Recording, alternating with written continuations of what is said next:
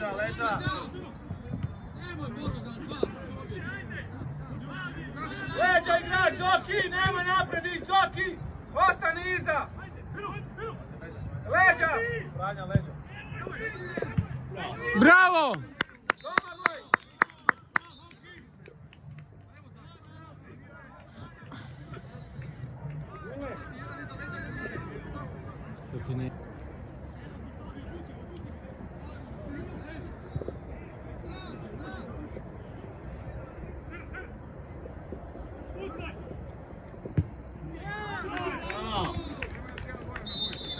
Evo tuđe, da Pero nije sad dosta gore, nek zabije gol.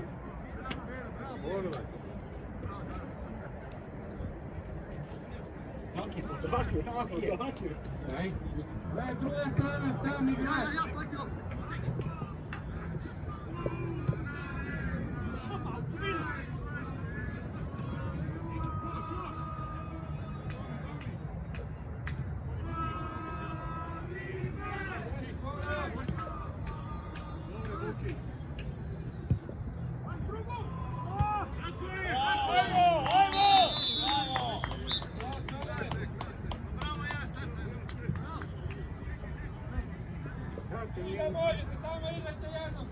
Kakve mi naivne golove primamo, to nije normalno. Ma ne, ba ništa ne velim, ali kakve mi naivne golove primamo.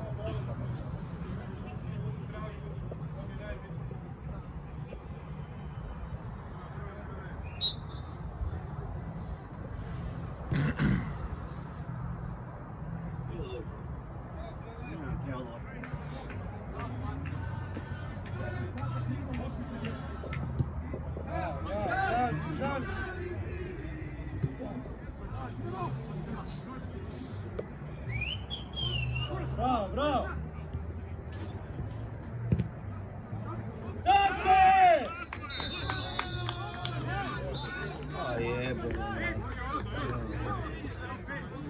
Ajmo dalje, igraj mirno samo! 10 minuta te prošlo.